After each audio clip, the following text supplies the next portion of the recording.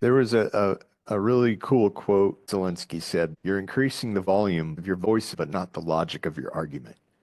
I have a Hmm. feeling that's going to be a quote, Yeah. a historical quote. And I think what it is people are war weary. It's like it's Hmm. been a long time now, years, and I think it's really hard to see an end. It just feels like World War One at this point. Everybody's in trenches. The lines are barely moved. It's like for a minute, it was really hopeful. Oh, Ukraine's taking back all this stuff. And it just kind of stopped. Okay, well, we're just sending stuff over there. People are dying. And when's it going to change? I get why people would be a little tired of it. How do we get out of this? What would John Lennon do? He'd say, "Imagine there's no money." And when you start to unravel things, well, what would that influence? What would that create? So much of the money that we think we need in circulation is kind of there to just prop itself up. It's kind of like the IRS. It exists just to regulate itself, basically. Well, like you said, critical thinking, they don't really teach that much in school. No, not at all in the US. And we're beginning to see why that is. Like that wasn't an accident, I think. Of course. Well, the school system is based around slave education anyway. So, of course, yeah, you don't want critical thinkers. Jeez, no. And then they'd realize how things really are and be able to figure their way out of it. You can't have that. How else can you control people? We're gonna be on some kind of list now by even Yeah. mentioning that. It'll take time. But we have to avoid that, and that's where discussions are really important.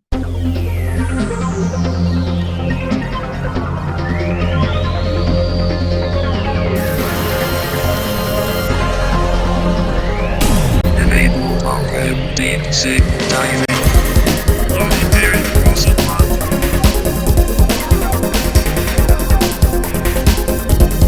Loading PC roster.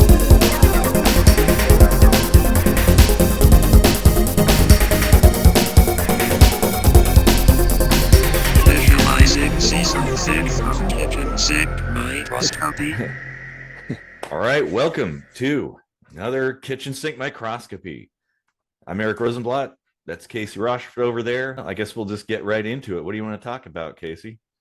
Well, I'm sporting your T-shirt here. Stand your ground with Zelensky, and and in fairly recent news, at the time of this recording, Zelensky had made a visit to the White House looking for some help, and ended up in a bit of a shouting match with Trump and Vance, and then, the shit just started hitting the fan from there with NATO and everything. There's a lot of delicate things in the balance there with, Russia, NATO, China watching everything that's happening Oh and yeah. waiting for their chance to pounce Uh-huh. on Taiwan. And so there's a lot to talk about there. But the one thing that made me think about wanting to talk about this is that there was, for the last 3 years, so much support in the US, like amongst the people for Ukraine.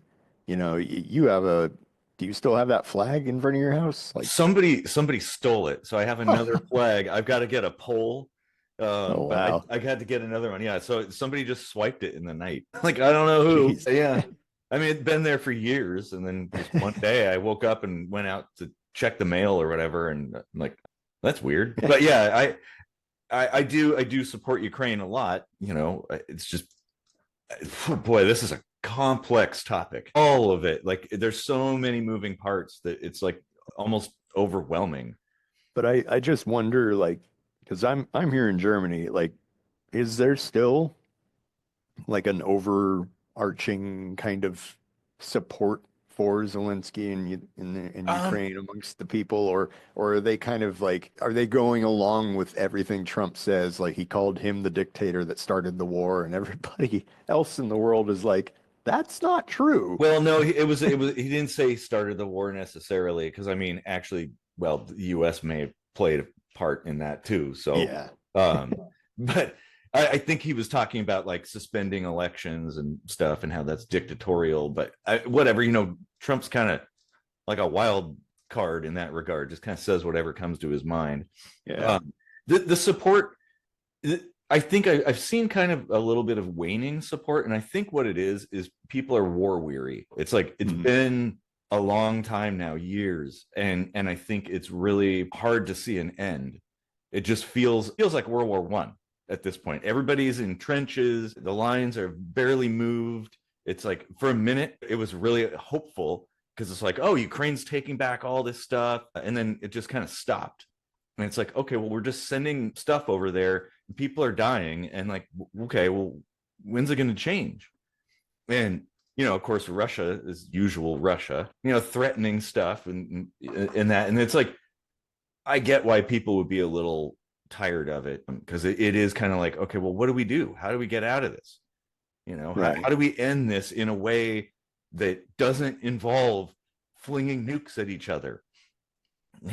Yeah, it's unfortunate to have someone in the captain's chair of the diplomacy realm here being Trump. He's not exactly tactful, right? Well, one thing I'll give him is that he doesn't want war. So there is that. I mean, maybe not the brightest bulb. I mean, he sure says that.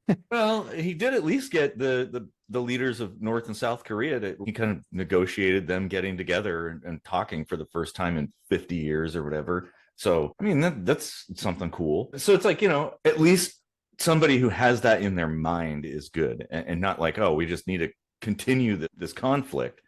Because I don't see it ending. It's like Russia is just like a magic bag of holding of military supplies and soldiers and stuff. And Ukraine's running out of people. They're having to draft people now. So it's like, okay, well, what if I don't know. I don't like, maybe diplomacy. Well, of course, diplomacy is always the answer, but that's probably something that needs to happen sooner rather than later. Like at least sit down and have a talk and negotiate something. I don't want to see Ukraine lose any territory. It'd be nice if they got Crimea back, but I don't see that in the future. Given the current state of things, I see Donbas and Crimea being handed over to Russia in exchange for, some kind of agreement. And I see the rest of Ukraine joining NATO. That's what I see. That kind of negotiation would actually be beneficial because, well, fucking Donbas is they're all pro-Russia anyway. So who cares? And like, good luck taking back Crimea. Honestly, it's like, it maybe early on it would have been possible if everything, the stars aligned, but at this point in time, I don't see that happening. And honestly, like what's left of Ukraine should be preserved. And at that point too, maybe Russia also would be on the hook to pay for reconstruction. And in some way, like, oh, well, there's going to be some kind of deal where a cut of their energy resources gets, diverted to some fund to help rebuild stuff in Ukraine. That would be good. I think Russia is war weary too. They're tired of it. I mean, shit, 3 years is a long time. Yeah, well, I mean, the other shitty thing is that there was that what was it, 92 or something? I forget that peace treaty or whatever ceasefire that happened where, oh, no. It was, the US was like, hey, Ukraine, if you get rid of all your nukes, we'll guarantee to protect you. And Russia and Great Britain, I think, all signed that treaty and they got rid of their nukes and then Russia broke it. Yeah. But, like the treaty does still stand. So the US and Great Britain are on the hook to provide protection to Ukraine. They can't be like hanging like over their heads like, oh, we're not going to support you if you don't do what we want now. Like that's moving the goalpost.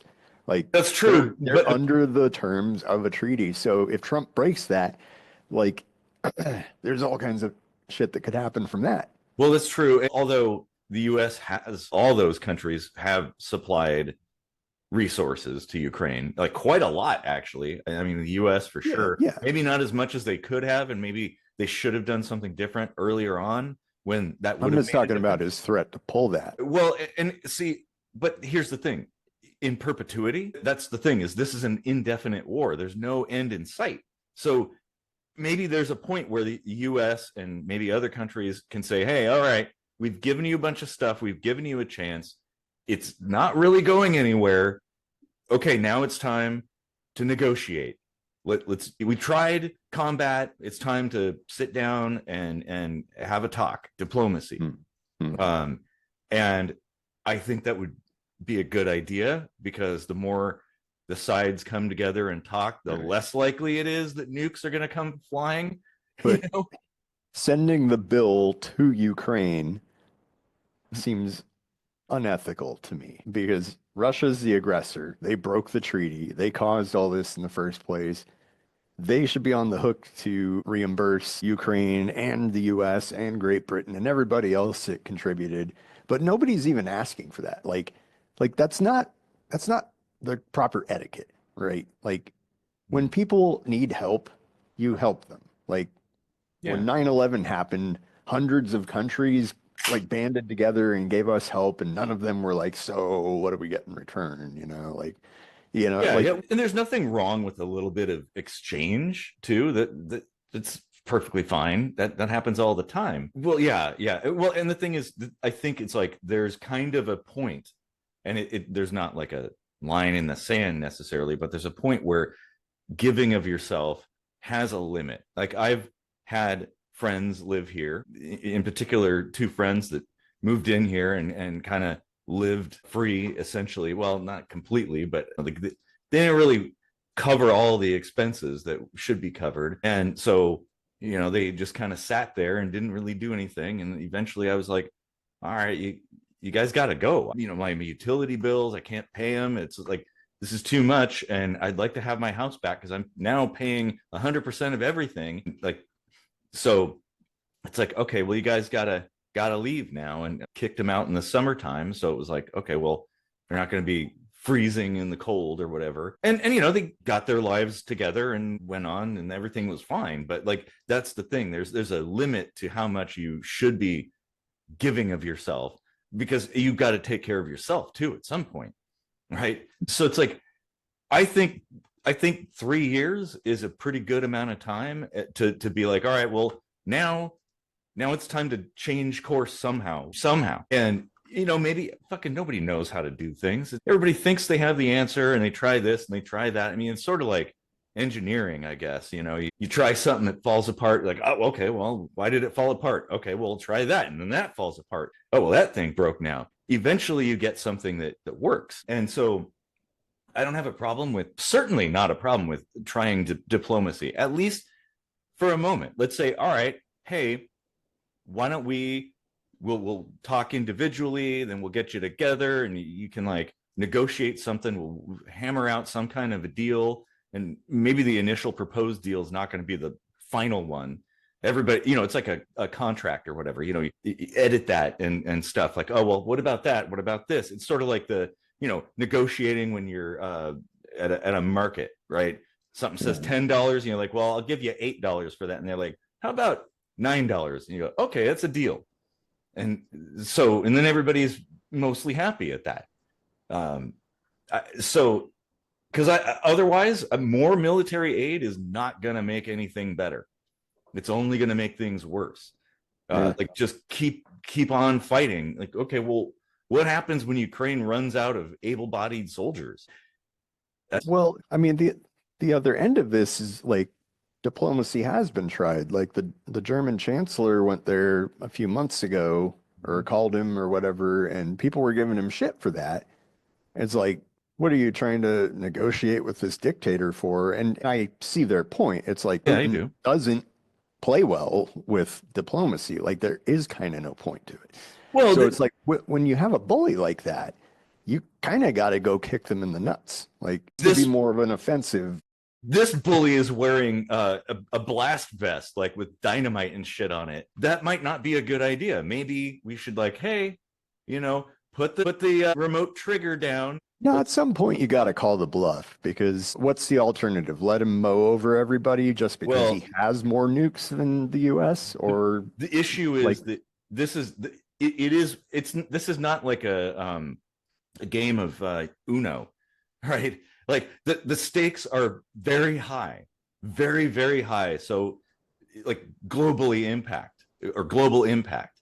That like this, like we can't fuck around. It's like, yeah, I know it'd be really nice to send over all of our shit and just spank the Russians and stuff, but well, if we did that, who's to say what would happen? You know, and I don't know.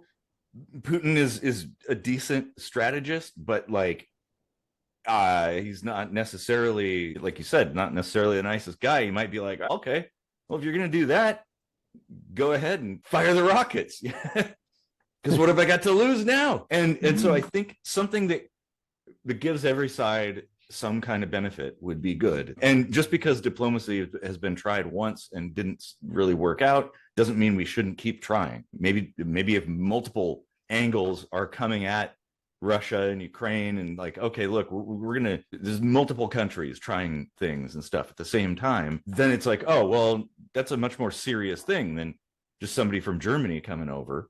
Now it's like Germany, Britain, the US, you know, Canada, who knows, you know, you bring a lot of people in there and everybody's kind of like, hey, you guys got to cool it down. Then I think that has a lot more, it comes across as a lot more serious. Yeah. All I know is it has to end. It has to end. It would probably make more sense, like if you tried like a kind of a sideline diplomacy, I guess you would call it. Like in India and China have some of the biggest militaries in the world, and they kind of lean more towards supporting Russia. If you kind of worked on relations with them and said, hey, you know, like what's going on in Ukraine? Like maybe you're getting the wrong information, but here's what's really happened. And, you know, maybe appeal to more sensible minds who don't really have so much of a stake in the game already that they aren't seeing clearly or whatever. Yeah. You know, and get a little bit more of an equal threat to all those nukes. And I mean, here's the other thing about nukes. It's like it really just depends like who fires first and who lands the hit that kills the right person. You know, like the US has nukes here in Germany, which is super close to Russia. So you just blow up fucking Putin and no more nukes are flying. No, they would. They have automatic systems that it's like once that switch is flipped, so to speak, they all go. There's like pre-targeted areas for everything in the US, all around the world, where like, yeah, if there are incoming nukes and it doesn't take long for this to happen, everything goes. And it's like, that is a situation I would love to avoid. I don't know if you've seen the movie War Games, but like that is kind of how, I mean, it's much more advanced now, but that's kind of how it's set up. It's like, well, okay, if Russia's nuking us or whatever, everything's going. And obviously Russia's a big place too. So it's like, you know, you can't hit everything necessarily, but you don't necessarily have to. And you know, one nuke is too many nukes. That's the thing, especially the big ones like hydrogen bombs and stuff like that.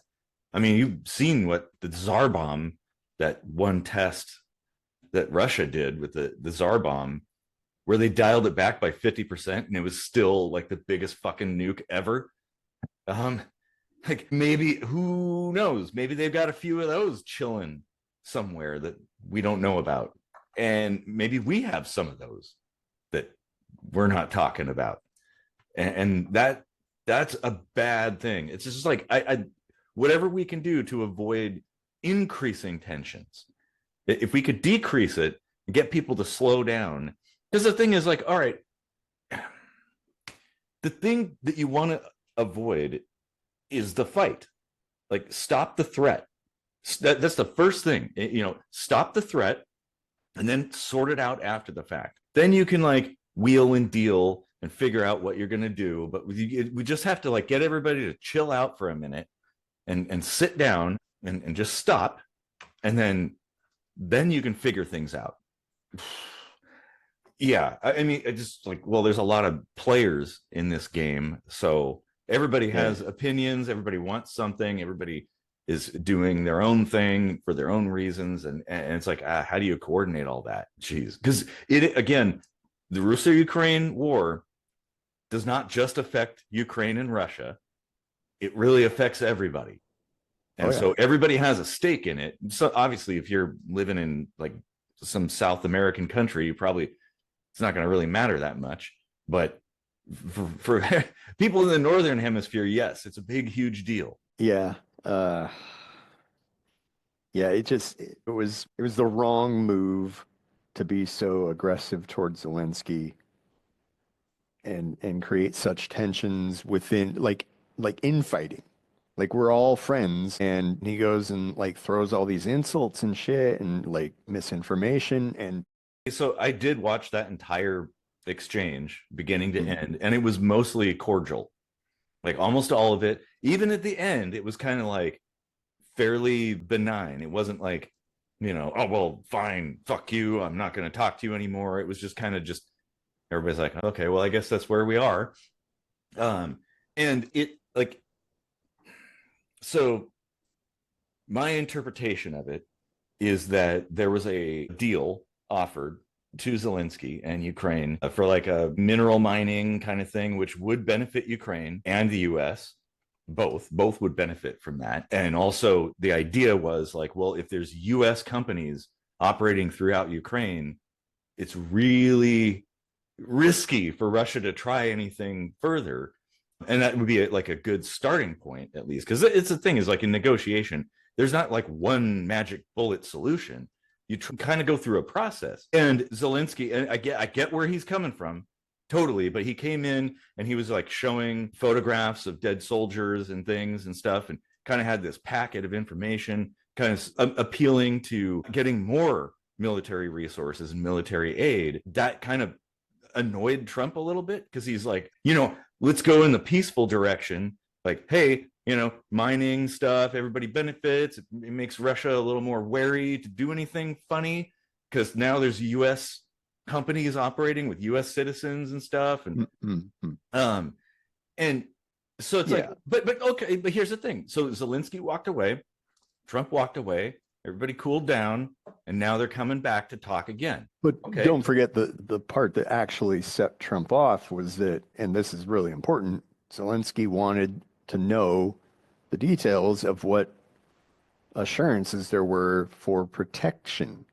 Because like I mentioned before, Putin already broke the treaty to start this war in the first place. What will stop him from doing that again? And then is the US just going to leave them hanging? And he wouldn't answer that. And then he just started talking loudly over Zelensky and not letting him say anything. He did answer that. And that was the idea of US companies operating within Ukraine was the protection that or at least a starting point for that, where like a non-military. Yeah, but that's not really a protection. That's not an answer. That's not a, what if Putin comes and attacks us, but well, there's businesses there, But this is a big. You would have to at least say, well, if he attacked and there were our businesses there, of course, we would come back with our military. Like all you have to say is that. Well, sure. And maybe the thing is, he might not have had the authority to state that because maybe that was not necessarily on the table. Like he can't necessarily say, oh, well, yeah, we're just going to come in because like maybe they can't like legally or whatever. So. But the thing is, it's like, here's a starting point, a seed. That doesn't stop him before. No, of course. And but you got to start somewhere, right? It can't be an all or nothing thing. That's kind of what I'm saying. It's a process of like working towards a ceasefire and peace, and maybe even like a bigger peace where it's like now the Russians and Ukrainians can travel freely again and see their families and stuff. I would like to see that. Visit the graves of their family members that died in this conflict. That would be great. I don't know. Well, maybe it's like, okay, we need more actors, I think, to participate in this particular act of diplomacy.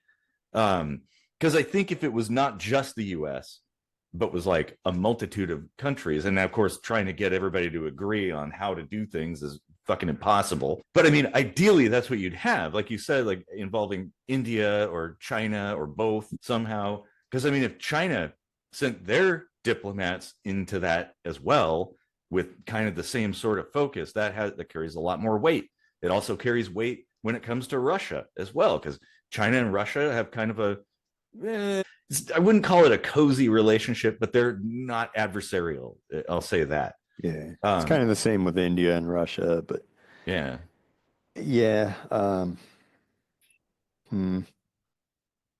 yeah. It's not that there aren't other actors in the play. I mean, like the entire EU is contributing in whichever ways they can.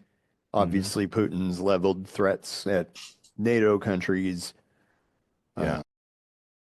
Well, and it is much more a European thing than it is for the US. The US is just involved because probably, like you said, there was kind of like this pact in the past, but it really doesn't ultimately matter that much to the US, except when it comes to like, oh, well, if Russia takes over Poland, well, that's kind of a big deal. If they keep on moving, well, that's kind of a big deal. That changes everything. So it is within the US interest when it comes to like relations with other countries and financial things to trade and whatnot. The only thing keeping Poland safe is that if Putin attacks any country that belongs to NATO, he's immediately automatically in a war with all the NATO countries. Well, and that right there, that's what I was saying. If part of the deal eventually becomes Ukraine being accepted into NATO, then there's the assurance. Yeah. That's the assurance right there. You know, if you make it a win-win where everybody gets something, like Putin can sing the praises of his glorious leadership, like, look, we have Crimea and we have the Donbas region, you know, we've got these things, and oh, look at me, you know, I ended this conflict and got all the evil Nazis out of Ukraine, and hey, hooray, and we can finally call, you know, a truce, and everybody is back to business as usual. It's going to cost a little bit of money because, you know, we got to rebuild all this stuff. Our buddies in Ukraine, you know, got to rebuild some stuff. And then, you know, Ukraine joins NATO, which, well, at that point, you're like, okay, well, Russia's not going to try that again. That's the assurance they need. And I could never figure out why doesn't NATO just say, yeah, okay, Ukraine is part of us. Like we got their backs, so back down, you know, like, but yeah, well, you have to stop the conflict. Everyone's afraid of these nukes and stuff. You have to stop the conflict first before that happens. And originally, some of the resistance to NATO acceptance was corruption, which, to Zelensky's credit, he has been working on that. It's a difficult challenge. Any Soviet country, you know, has had a lot of corruption and it's deeply embedded. Very difficult to fix that, but it's in progress. And I think things have come to a pretty good point. And is the bench level to be less corrupt than the US? Well, yeah, I know. It's a good point. There's corruption everywhere, but there's like quite a bit of very much embedded corruption throughout some of those countries. But I think maybe it's time. And I think if you offer something that gives Russia a reason to be okay with it, because that was, by the way, one of the reasons why Russia invaded as well, is because like there was a possibility of Ukraine being accepted into NATO. And that's like Russia didn't want NATO right next door. And so I get it, but maybe, hey, well, look at where we are now. That was a dumbass conflict. Look at all the shit we blew up and people that died and cities that were destroyed. Like, for what? It's stupid. And who knows? Because obviously NATO is its own thing. It's not necessarily the US. Obviously, the US does have influence on NATO, but you have to get everybody to kind of agree. So that's a whole separate process. But maybe that's something that could be initiated. But the conflict has to stop. Because you can't be like, oh, well, Ukraine, let's welcome Ukraine into NATO when it's an active war zone. Because then, well, okay, well, now the switch is flipped as soon as you, like, wait a minute, no, you got to stop fighting, back off, and then we can do that. And then if Russia is the aggressor again, okay, well, now it's time to put up your dukes. I mean, why isn't that a way to say to Russia, look, we're going to accept them. And the moment we sign that, if your ass isn't out of their country, you're in big trouble. That could be, but you're dealing with Russia and you're dealing with Putin. And that you can't necessarily act as if it's like somebody from the US or Canada or whatever. Like it is a different culture over there, and that tactic might not work. Sometimes there's better ways of dealing with things. But it's like, okay, well, there's a lot of options on the table, but why not try the one that involves the least likelihood of triggering some kind of bigger conflict, and maybe something that's like, okay, it's a compromise, and then we can go from there. I don't know. I honestly, tactically though, like Russia wouldn't be able to stand up to the entire force behind NATO and all of their, subsequent allies that aren't even part of NATO, yeah. No, neither could North Korea, but they made nukes. They have nukes, and the reason being, it's like what's that scene from Stand By Me, where the bullies surround them, and he's got the revolver, and he's like, "What, are you going to shoot all of us?" And he's like, "No, just you." Like that's all you need is to, like, South Korea being nuked would be huge, and so that's all they need is just enough nukes to hit something like South Korea, and that deters anybody from attacking North Korea. They only need a few nukes to do that. Like hit Seoul, geez, and that is really, really close to North Korea, by the way. You could pretty much have a Davy Crockett, like the tactical nuke launcher, fire across the DMZ, and so, yeah, well, if you get backed into a corner and you've got that nuclear option, literally, what do you got to lose at that point? It's like, well, it's game over either way. So, well, I guess I'll just go ahead and do it. I'm ruined, and I'm the only one that, I'm the top dog. So, I mean, it's not game over. It's not like either get out or we'll go to war with you, and then we'll go to war with you because you were there in the first place. No, it would just be like, get out, fuck off, and don't come back. well, And okay, we won't bother you. but again, this is Russia, and Putin has a lot of, let's say, salivating dogs around him. So if he fucks up, it's bad news for him. So he has to, like that's the thing. So you got to give him something in exchange for that. Give him a way to look like he's the good guy, or at least like did something good in backing out, some kind of deal of some sort. Just give them like a bunch of space heaters and indoor toilets and stuff. Toilets. That was the funniest thing. Oh my God. People stealing toilets and shit. Oh my God. You would be surprised if like some of the conscripts, like they came from areas that don't have running water. Yeah. Russia's a big place, and it's very rural, rural in a lot of areas. So yeah, those people were like, whoa, look at this thing. We've seen one of these before. Let's take it. Bring it back as a prize. Yeah, it's, oh man, I struggle to figure out exactly what to do in this situation, but I know that continuing a conflict or adding to it is not going to be the best way to move forward. It's just going to result in more deaths. Like giving more military aid just means more people dying. Do we want that?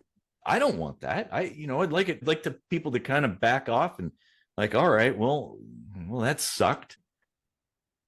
Yeah, but like not providing it also means more people dying. It's the double-edged sword thing, Yeah, and that I think is a decision I don't agree with, is like halting the standard continued military aid and humanitarian. I think there's still humanitarian stuff. A lot of that's private, but that might not be the best idea, but certainly negotiation, starting some kind of peace talks, something like people coming together and hashing out the details of what they want.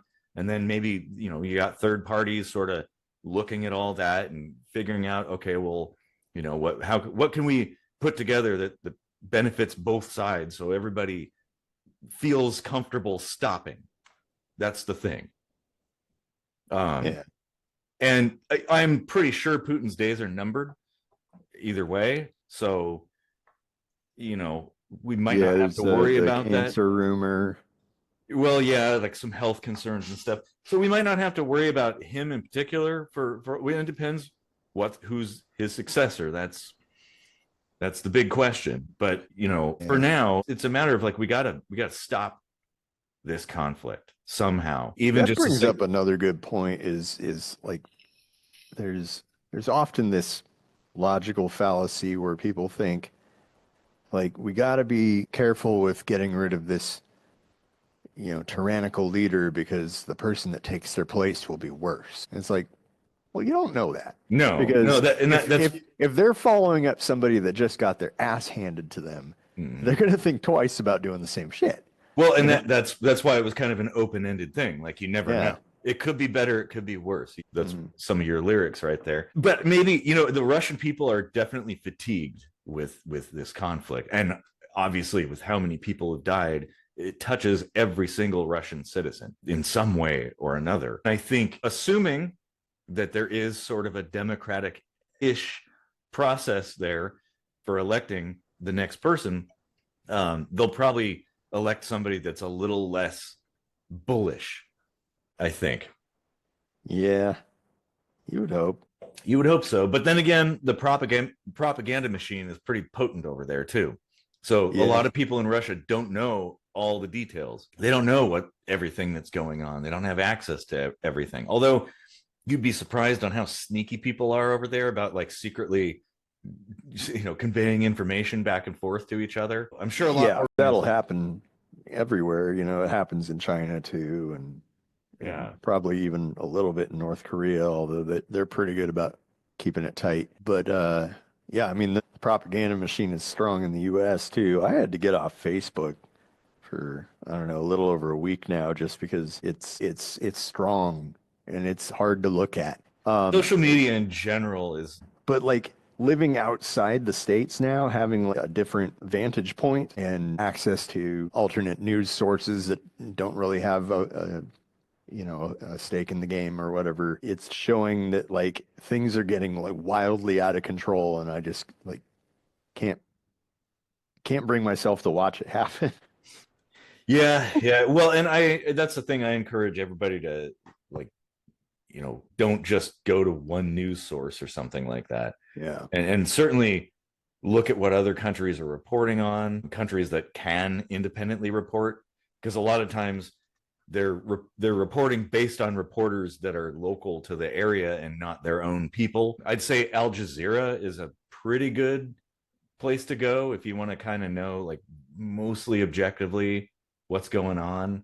There's a few other places, but Al Jazeera is a good one. The press or international.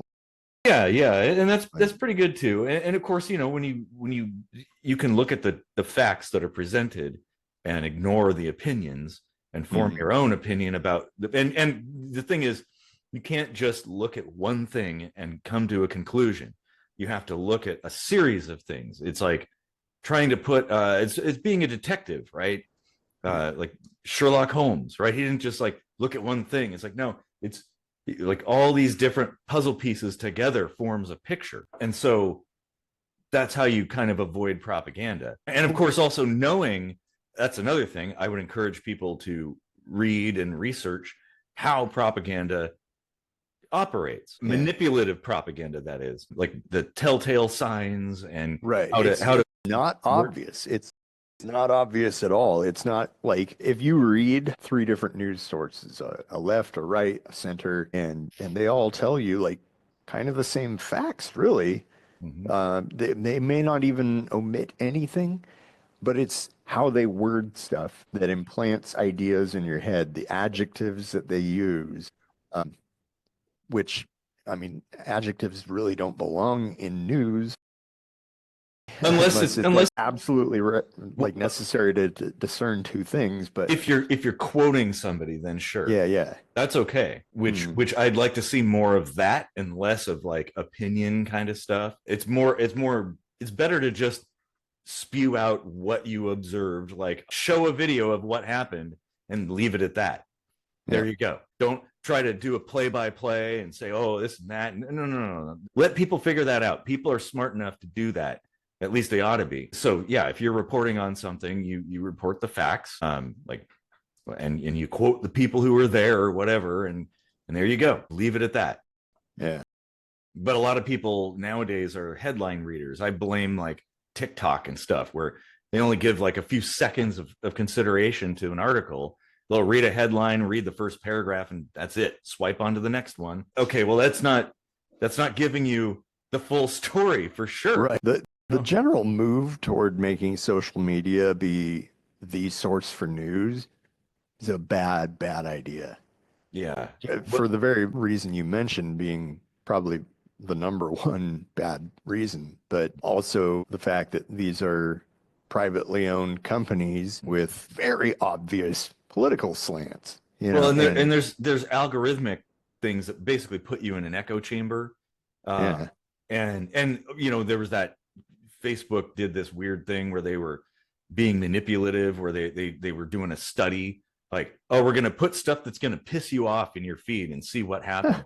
And then we're going to put, for this person, we're going to put stuff that doesn't piss them off and makes them feel good. Like, that's all the stuff that you see is stuff that can piss you off. It's like, dude, that's bullshit. It's no wonder people don't know what's going on, And okay, the thing is, there's value in social media, like things like Facebook and X and Telegram is like used more in like the Eastern countries like Russia and Ukraine. It's good when you want to know what is right now happening. Right now, like you want to see a live feedback of like, oh, here's this thing that's going on and there's a bunch of angles of it and stuff. Like there's value in that, and you can use that to assemble a big picture of things, or maybe reporters or journalists can assemble all that together and kind of say, hey, this is what happened, here's all the stuff. So there's value in that, but also the algorithm is part of the problem too. It's designed to keep you engaged. That is problematic. My wife and I binge watched that Star Wars series, The Acolyte, over the past couple days, and I think that was a really well put together story. I don't know if it's done, or if I think they just do one season of these things, but maybe they'll continue it. I don't know. But anyway, the point I'm driving at here is the way they constructed the story was that you're shown one point of view, and you formulate your opinions based on that. And of course, they manipulate the story in such a way to like make you think that, right, following the story or whatever. And then they show you the other point of view, with flashbacks and different camera angles and blah, blah, blah. And then you're like, oh, well, that's a little bit more complicated than we thought, right? And I think that's a super good thing. Like, you never really see this in TV anymore, is implanting little things like that improve critical thinking skills. Yeah. Like getting you thinking like, oh, you know what? Like, before I make, all of these assumptions, I should probably get a little bit more information about what happened. Yes. And it's also important to always be open to change your mind. And that is really, like I was saying, the algorithm thing. It's like it coming into, say, I don't know, something is going on and there's news about it. Everybody has kind of their own preconceptions about their worldview, essentially, like how things are structured. And so that's the manipulation aspect of propaganda, is feeding into those particular worldviews and reinforcing those things. So if you already come at it, like, let's say, I don't know, you're religious and there's something that there's a discovery, right? That something about, I don't know, let's say you're Christian and there's some discovery that could suggest that the earth is younger than it is or whatever. Well, you're automatically going to be more likely to believe that, even if it's just sort of like, maybe there's this kind of question, we don't really know, but now you're going to say, oh, see, there it is. That proves what I believe. And that's the dangerous aspect of absorbing information. You have to avoid that. Anything that feels right is dangerous. That's the thing. Yeah. And not to say you should just ignore it, but it's like that's the time where your spidey senses should be up, your skepticism should be at full alert. Okay, because if you're just falling into that, well, it's very easy to get led astray in that regard. And so that is probably the most impossible thing. Well, like you said, critical thinking, they don't really teach that much in school. No, not at all in the US. And we're beginning to see why that is. Like that wasn't an accident, I think. Of course. Well, the school system is based around slave education anyway. So, of course, yeah, you don't want critical thinkers. Jeez, no. And then they'd realize how things really are and be able to figure their way out of it. You can't have that. How else can you control people? Of course, now we're gonna be on some kind of list now by even mentioning that. But it's true, and that's where it's like it'll take time. But we have to actively work on that to avoid that and that's where discussions are really important. Discussions not about the other person or persons or groups or whatever, but just about the argument at hand, the facts and stuff. That's important. And that's one of the things I think like a key feature of analysis of things is being able to do that, to separate your own wants and emotions and things like that from the reality of the situation, like like being more objective, essentially. Obviously, we can never be fully objective. That's impossible, but we can at least try, right? Like recognize when you're not being objective and shift gears a little bit. It would be an interesting sociological experiment to have a TV series or something that streams on Netflix, let's say, and it's filmed in two completely different ways from two different vantage points. Mm-hmm. And it airs based on algorithm. Like if you watch a lot of conservative shows, you're going to see the conservative angle version of this TV show and vice versa, right? And then just see what the discussion about the show turns into. Well, you can have like audience participation where people are kind of like voting on or taking a poll or whatever, and just see, that's as long as it's not things that people think are actually real, right? And just more of just a fantasy story. That would be good.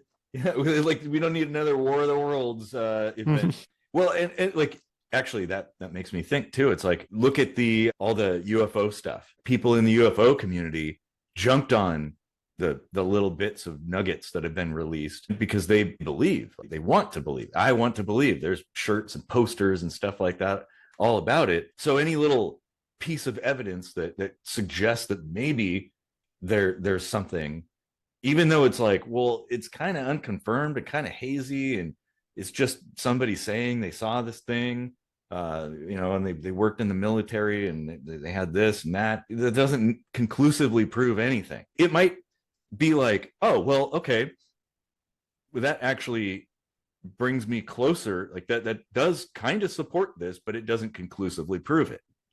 And so that's the important thing. You can't get carried away with that. Now, I believe that the whole UFO phenomenon is a real thing. There's some kind of incursion into this space, be it interdimensional beings or time travelers or things from another world or whatever.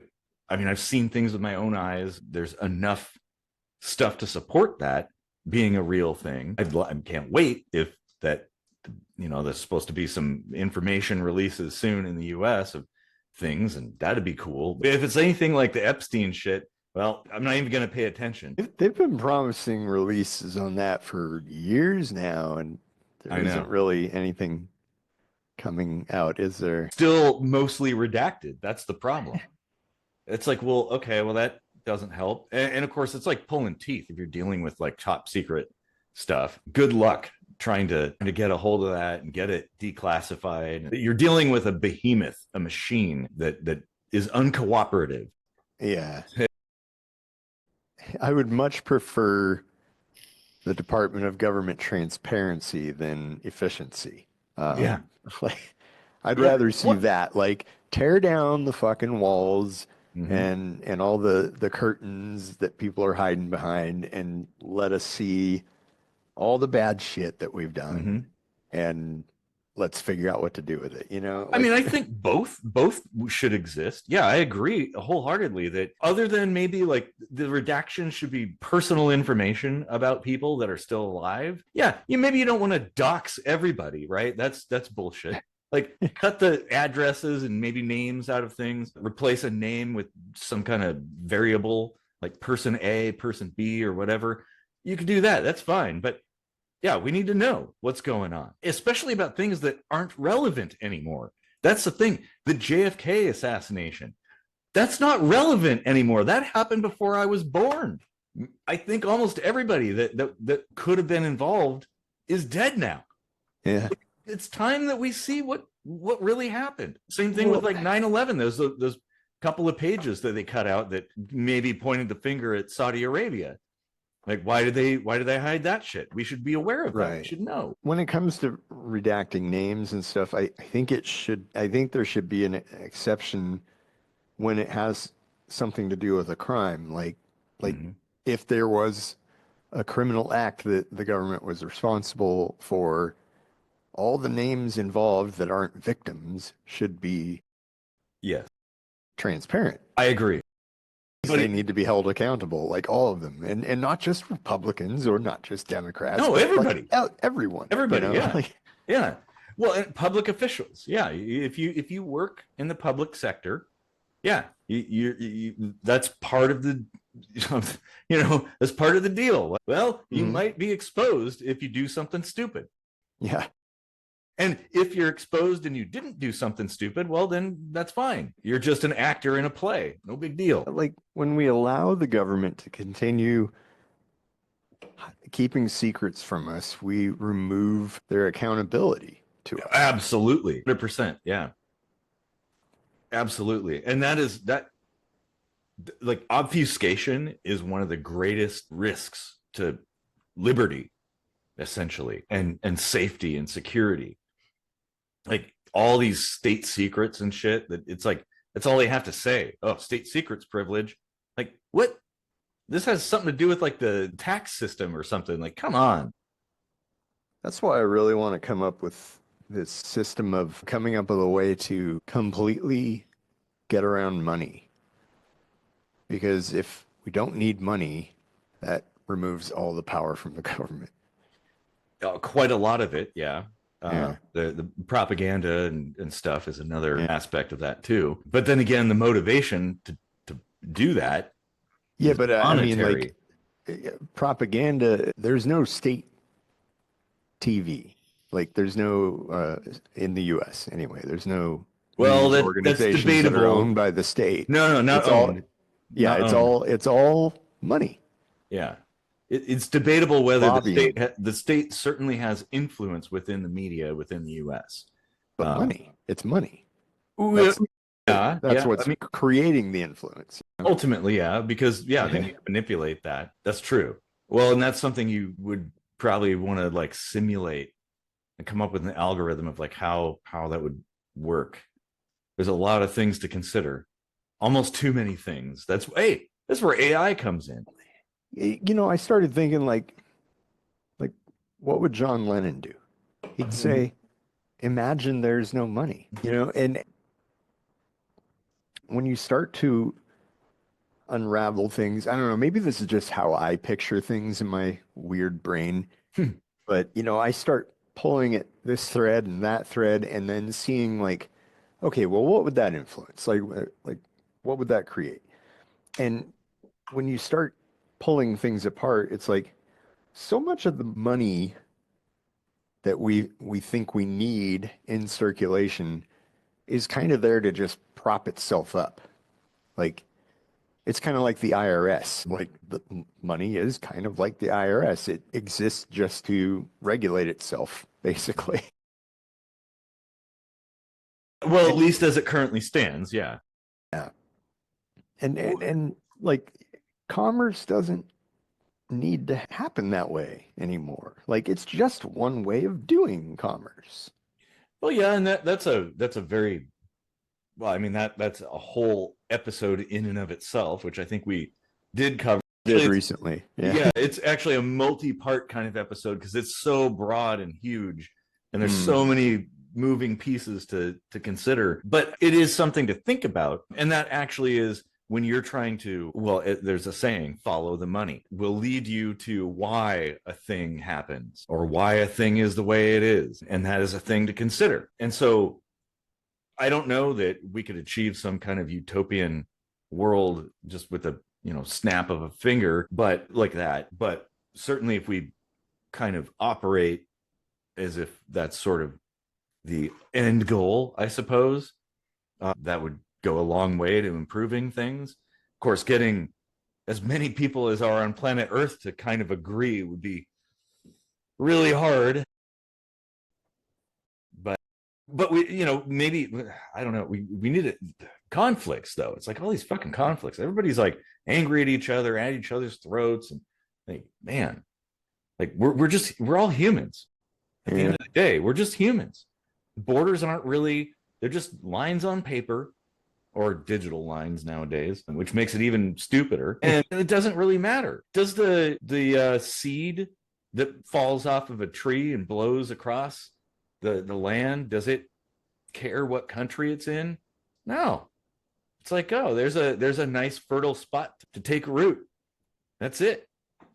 And like look at like the border, just from US perspective. U.S. government right now is like, we could charge that seed property tax. Exactly.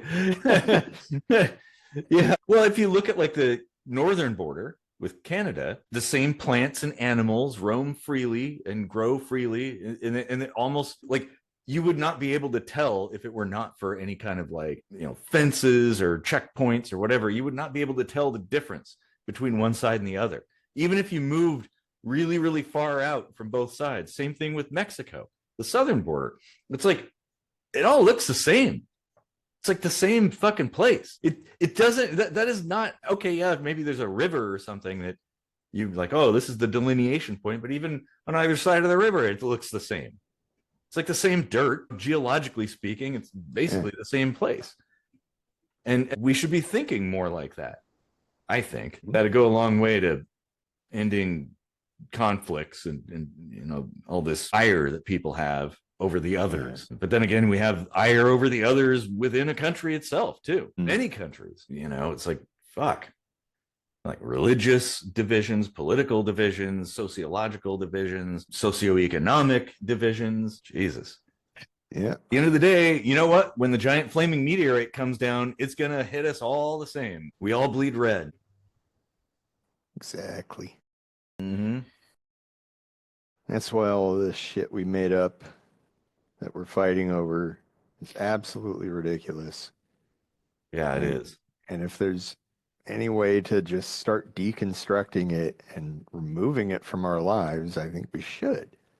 Well, like I always say, sex and trade, that's how you bring peace. That lasting peace. Like if people trade and bang all the time, then it'll just level out, right? Like, you go to a market full of all kinds of different people, and it's not like a war zone. Everybody's just, hawking their wares, basically. Even competitors at different tables, they're just like, oh, I've got brighter colors or cheaper prices or whatever, and everybody just gets along. Yeah. I mean, there is trade and bang going on, but it's bang bang kind of bang and trading STDs kind of sex. Well, at least we've pretty much sussed that one. Like it's pretty much taken care of for the most part. The latter, at least. Yeah. Well, and that, but that's really, that should be our focus, is like working towards a world where that's what we do, and working collectively and not in like a communist sense, but just collectively as like a human species on this planet, that like, hey, there's certain things that are worthy things. Like we just talked about the ISS. Like, yeah, it was a really expensive endeavor when it like man hours and money and resources and time.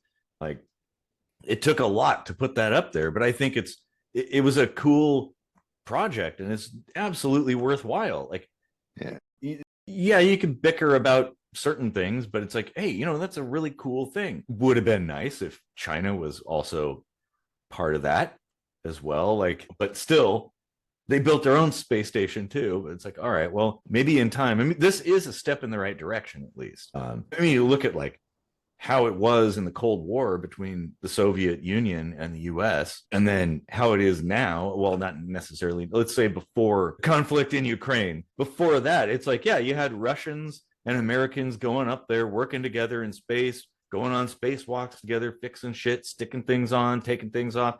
You had people from the US going to Kazakhstan to go up in a Soyuz, like after the shuttle was retired. Yeah, it was like, yeah, our lifeboat back and forth was a Soyuz. It was a Russian spacecraft. Like we were working together, and other countries were involved, obviously. But it's like, hey, we were adversaries just the other day. It's like in Star Trek, the Federation and the Klingons, right? They were at each other's throats for the longest time. And then now they're allies, fighting against whoever or just working together, even though they couldn't be more different. Well, and there was always like a standing tension with Klingons and humans. Yeah.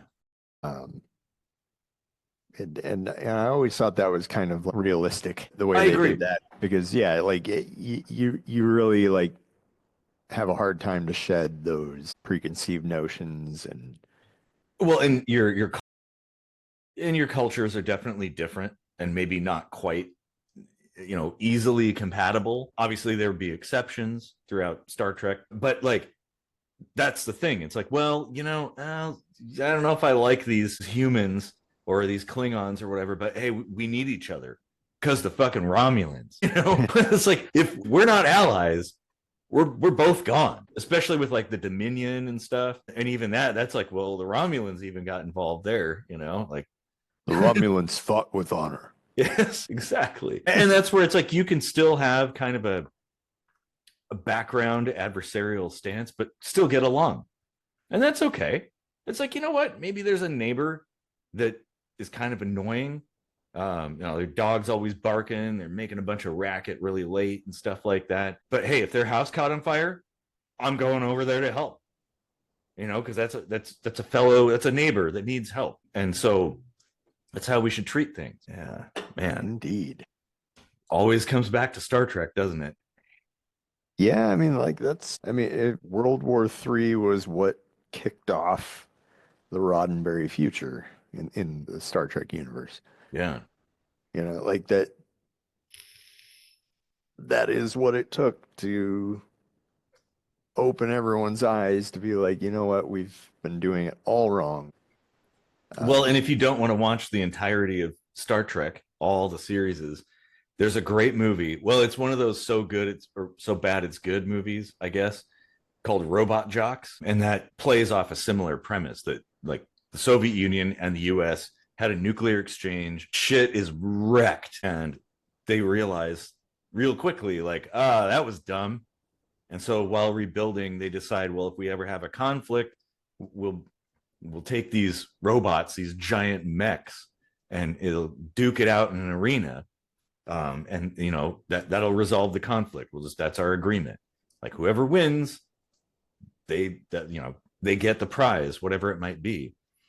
And so, that's the thing. It's like sometimes it does take absolute devastation for people to really open their eyes. I mean, you can talk about things, but people don't believe it. They don't understand it. They don't see it. And so maybe they have to see it. I wouldn't want nuclear war, but I can tell you the world would be very, very different if that happened. Yeah. And it wouldn't be the end of everything, but it'd be the end of most things. A lot of things would be destroyed. It would be interesting to do like a really detailed thought experiment of that. Like, what would that actually look like? And kind of go over it in detail to show people, like, okay, here's a list of cities that would probably be totally obliterated, uninhabitable. And, like I was saying before, you start pulling threads, all you have to do is just think, like, okay, what does that affect? And what does that affect? And what does that affect? And, start the butterfly effect, and eventually people like watching that or whatever, reading it or whatever, they would be like, oh, I can see how that would definitely screw up, the way I live my life, and I don't want to see that happen. The trick would be to find a way to disseminate that worldwide, including within North Korea and Russia and China, and all these countries that maybe don't want information like that getting around, but Well, you know how you could do it? Well, maybe. So beside the micro dot in the eye. yeah. Well, do you know about the Liberator project in World War II? No. So when Germany was occupying France, there was the resistance and stuff like that in there. And the US had this really interesting plan to build a really super cheap 45 caliber pistol, like single shot pistol. It was like really cheap. It was a stamped metal, very basic operations. And the grip held like a few rounds. And it would come in a box with like pictorial instructions.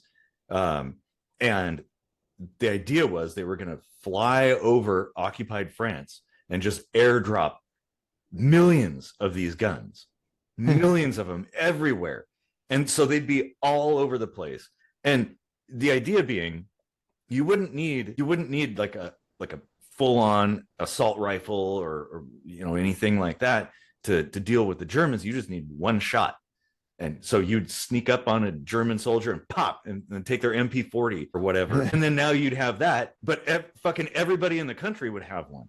That was the idea. Like there'd be so many of them. Now everybody, oh my God, I'm surrounded by hornets. So that was the idea. It's demoralization. Why don't they do that with Ukraine? I know. That's actually, yeah, that's a good idea. I know. 3D print guns and.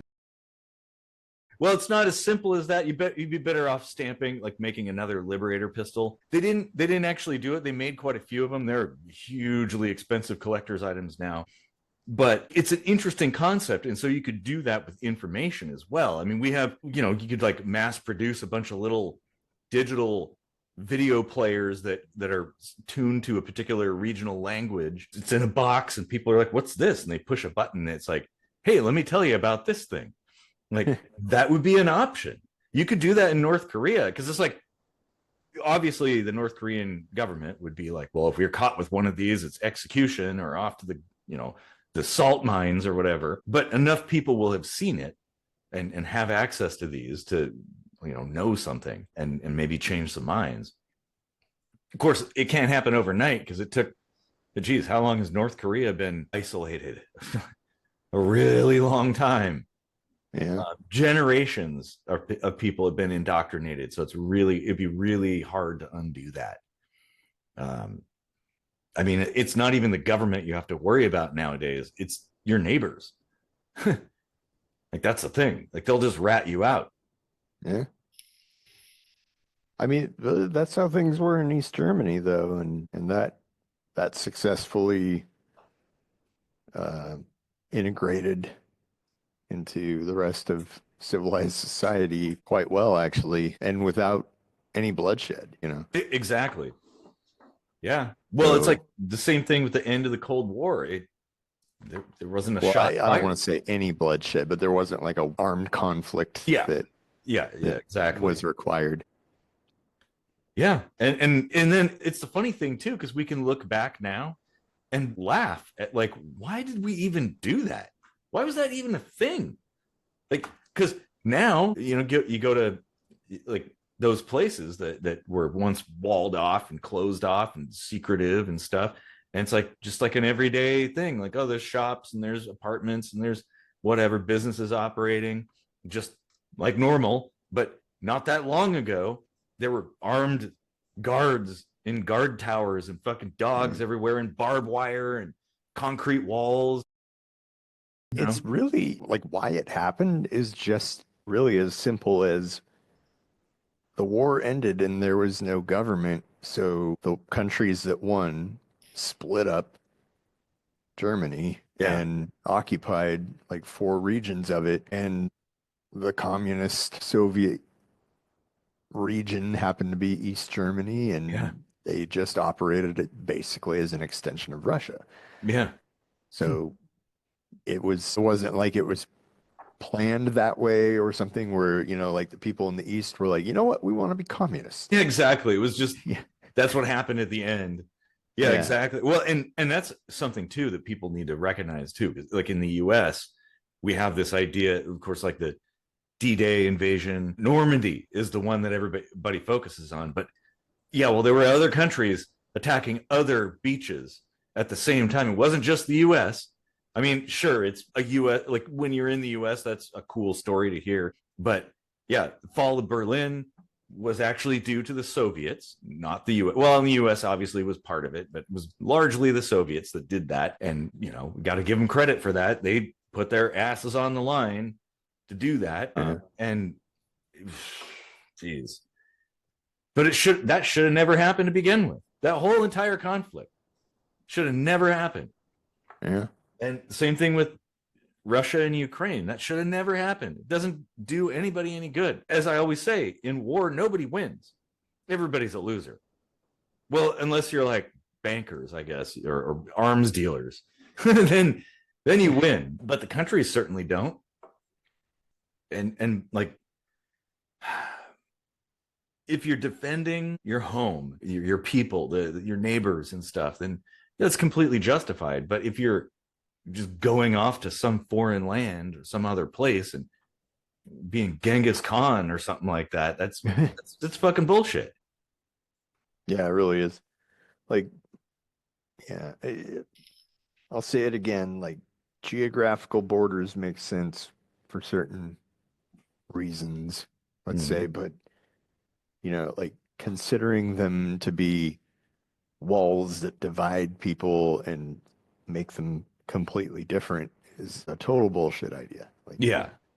Well, yeah, if you have like a river or an ocean or a mountain range or some kind of desert separating regions, yeah, of course, then you can consider this area to be this side of the desert and that's this side of the desert. But it really, at the end of the day, it doesn't matter.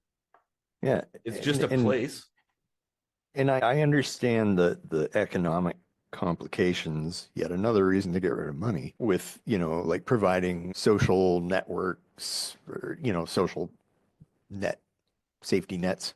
That's the word I'm looking for refugees and whatnot and stuff like that. And, you know, like all you can do is like lead by example. You know, if countries see that their people are fleeing to other countries because of the way they do things, you know, like your own economy will begin to suffer. Maybe you need to change the way you're doing things to make it more appealing to live where they were in the first place, you know? Yeah, that's true. Lead by example and just, you know, like, but then, you know, when things start getting rough, you know, all the people don't think in that category and they put pressure on their politicians and the politicians cave and then kick people out. And that's why well, not why, it's one of the reasons I believe in anarchism, because the problem is government. Really, the people can work together on their own just fine.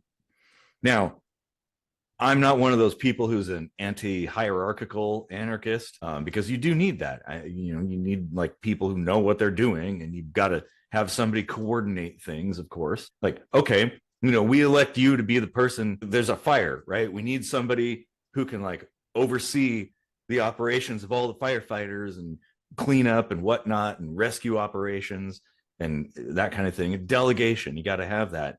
But it doesn't have to be permanent, and certainly it should be a meritocracy, right? Where, oh yeah, you're a person who's experienced with doing those things. That's why you're the person who's spearheading all this stuff, right?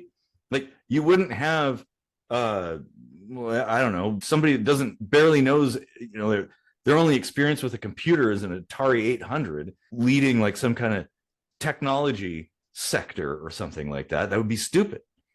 You want somebody is knowledgeable in those fields. But yeah, I don't know. Oh man, I don't think it's a thing that's going to be solved in our lifetimes.